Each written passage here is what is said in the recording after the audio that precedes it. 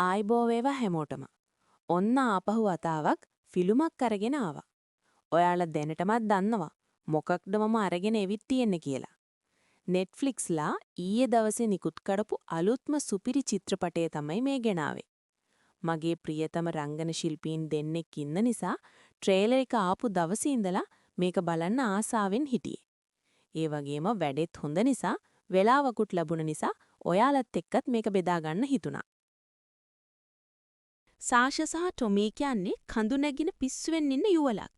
ලෝකෙ හැමතැනම වගේ කඳු නැගලා තියෙන මේ දෙන්න මෙදාපාර තෝරගන්නේ නෝර්වේ වල ට්‍රෝල් ප්‍රාකාරය කියන විශාල කන්ද.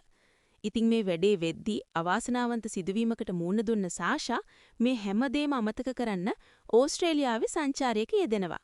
වගේම මෙයා ඒකට තෝරගන්නේ ඕස්ට්‍රේලියාවේ වණ්ඩාර ජාතික වනෝද්‍යානයේ කඳවුරු බඳින එකයි.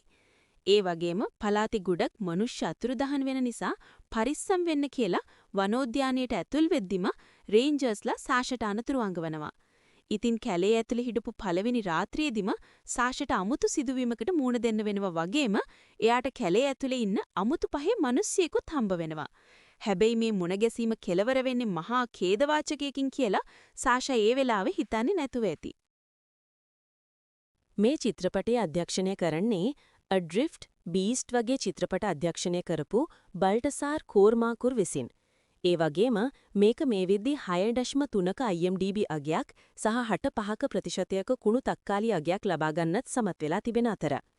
ටැරන් එජටන්, ශාලීස් ටැරන් සහ එරික් බනා ප්‍රධාන චරිත සඳහා රංගනයෙන් දායක වෙනවා.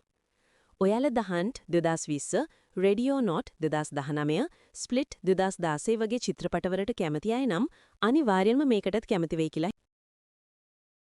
තවත් මේ වගේ වීඩියෝස් බලන්න කැමති නම් අපිව සබ්ස්ක්‍රයිබ් කරගෙන යන්න.